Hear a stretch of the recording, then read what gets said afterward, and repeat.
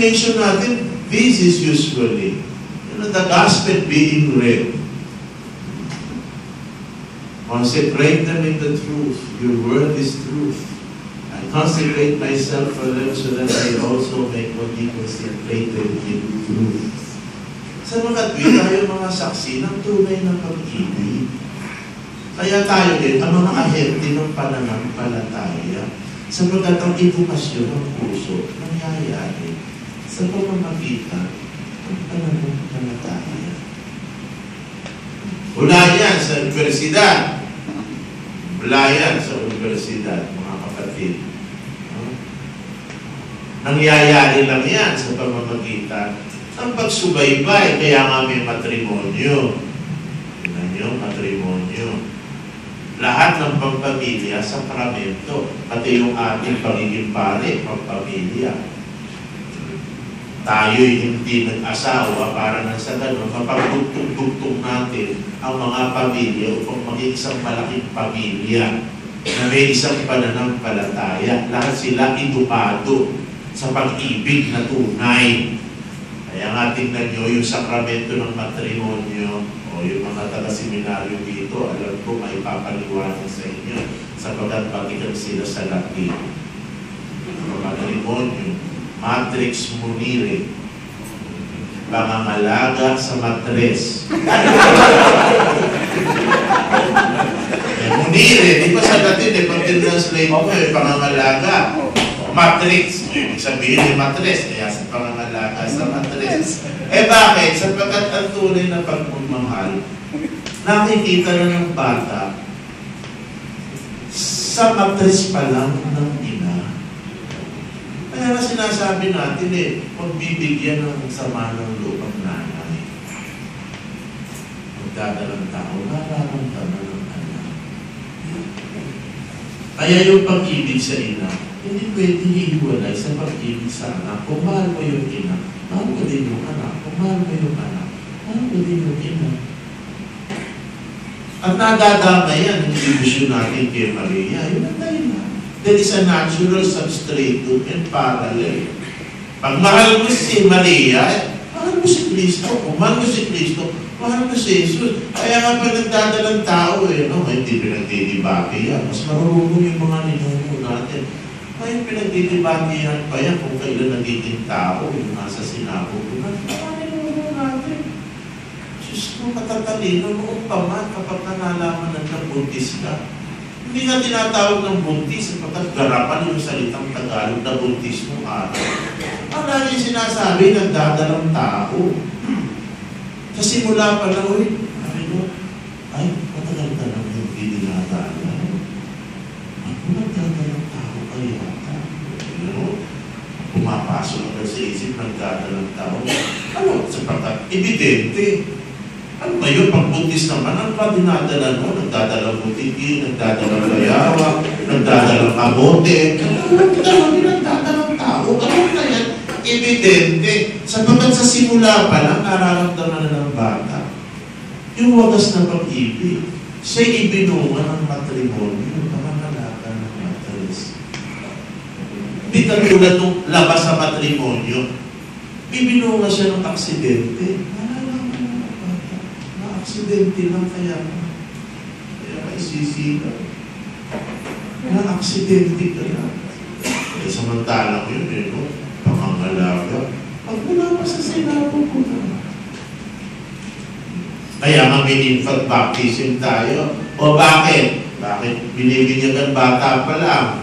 O paano yan makapagbibigay ng kanyang paninindigan tungkol sa ating pananampalataya? Sapagkat yung mag-asawa, nanong pa sa matrimonyo na sila magbibigay at mangangalaga doon sa anak nila para lang sa ganun. Lumaki sa wagas na pag-ibig. Yun lahat ng dahilan Nang dahil sa bata, lahat yan dahil sa bata, tanggalin mo sa equation ng bata, wala kayong matrimonyo. Sapagkat wala namang matris na puprotektahan. Diba? Ano bang matres na po-protektahan? Tayo naman parang dalawa. Sige po. Kapag ayaw na natin, it's just virtually and practically a business partnership. Pag ayaw na natin, ayaw na natin. Maraming batang natin. Pwede na yung gay marriages. Pag walang batang usapan, hindi na kailangan maging lalaking babae pa, no? Diba? Kahit mag-screaman na lang tayo,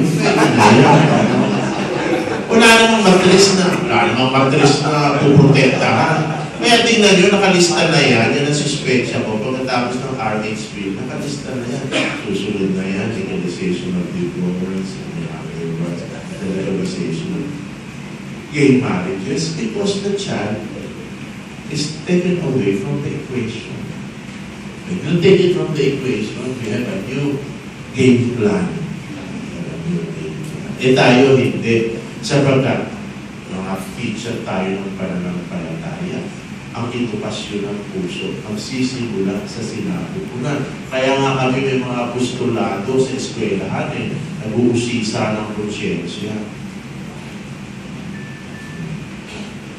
Tinatanong namin, anong nangyari? Diba? Karamihan ng mga kaso-kaso ng mga politiko, pinuno ng pamahalaan, maski ng simbahan, puro graduate ng Catholic schools. Saan nagkamali si Father? Saan nagkamali si Sister? Kaya examine ng our conscience. Saan kami nagkamali? Kung saan kayo nagkamali? Wala tayong dapat sisihin at tatapon. Sapagkat hindi naman maaasa sa akin ang pagmamagulang. Ang hirap nito, inaasa lahat sa Catholic schools, pati pagmamagulang. That's an inalienable right that cannot be given either to the priest and to the sisters. Matuturuan ko yung mga bata ng katisismo. Matuturuan ko yung gusto nyo, turuan ko yung Socrates, yung Plato, kung sino-sino pa. Probably you'll become a genius under my tutelage. Pero kung yan, matino, ay hindi. Bakit? Wala naman ako subject matter sa seminaryo na parenting. Paano ako magiging successful na tatay? Sa 10 taon ako tinuruan sa akademya. Ano sa tayo ba? Wala na parenting. Wala naman. Paano ko magiging? Kaya nga sinasabi ko doon sa mga dalagang iikot-ikot sa seminaryo. Gusto makasilo ng seminarista o ng pare. Sabi ko, isipin pa makasilo kayo ng pare. Jackpot! Tuturuan niyo pa yung mag-lovemaking. Pag nag-lovemaking kayo niyan, Diyos ko, tuturuan niyo pa. Magdadasal pa. Magdasal pa yan. Makaka nag-lovemaking kayo. Panay sabi, oh my God, oh my God. Konsensya lang kayo. Sanay sa pagiging ng abuloy. Hindi ko yayaman. Puro abuloy ang hihingin yan. Baka ikaw pa magpapait. Abandon the plan. Sabi ko gano'n. Because I don't assure you, you'll be having a happy family life. So, paano ko matutuwa yung mga bata? Mga sisters, they don't even know how to change diapers. Much less breastfeeding. Ano yung nangyayari sa mga matuturuan na ang hirap nito, lahat tinaasa sa palitan natin. We will do our part. But the right to educate, especially on faith, starts in the family. The education of the life. And that is an inalienable right. Cannot be given to anybody, not even to priests and sisters, much less to senators and congressmen, whose family life is also in this way.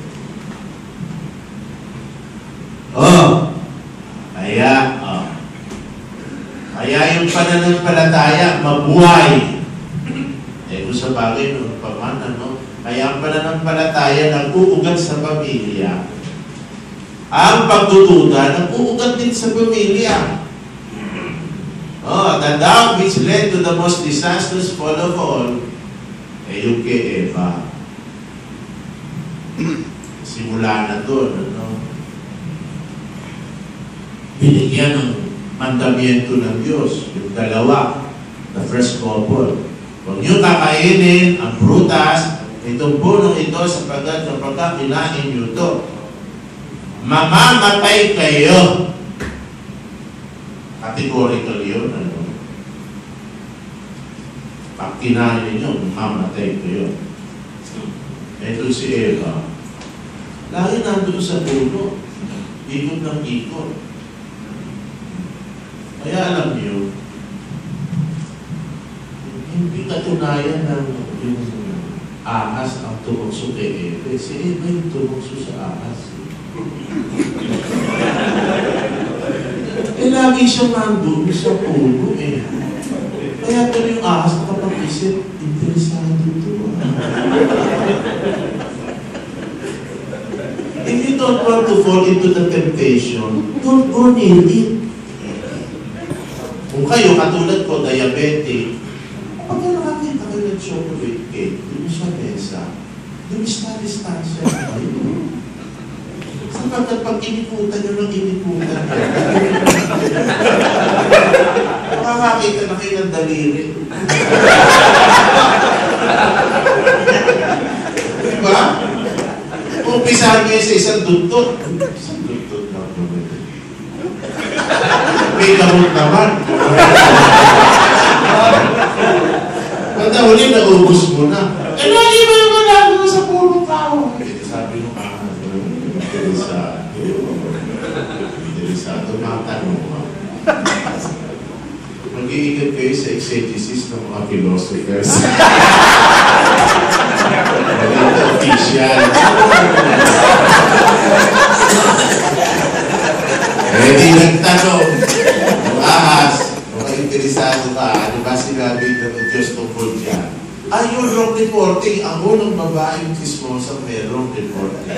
Ang sabi kung babasahin nyo sa Latin Vulgate, nakalagay sa subjunctive mood. Hindi sa categorical mood. The good Lord told us not to eat of this fruit, lest, subjunctive, lest, okay, perhaps yun, lest we die. Sa Tagalog, yung huwag na kami kakain doon, baka kami mamatay. Pag sinabi mong Papa, kami mamatay, kapo na lang po aming anas. Baka naman ba rin? Baka naman hindi. May pagkakapagbangay niyo ba? Sabi, subukan pa. May subukan mo para kumalaman talaga. Baka. Parang kasi seminarista, sinasabi ko to, Evan, start your vocation.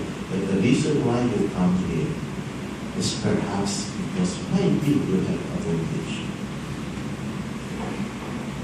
Because the moment you grant the possibility that you might have a vocation, the other possibility will also be granted that perhaps you will have a vocation. And the moment you start with a doubt, you cannot feel certainty. René Descartes started it. And he failed. No matter how, doubt cannot feel certainty. We start with certitude in order to arrive at the certitude. Kaya nga yun Aquinas, when he was asked how to become a saint, simple. Read it and work it out. Magiging santo ako. I will work it out. Magiging santo. Kaya nga faith is willpower.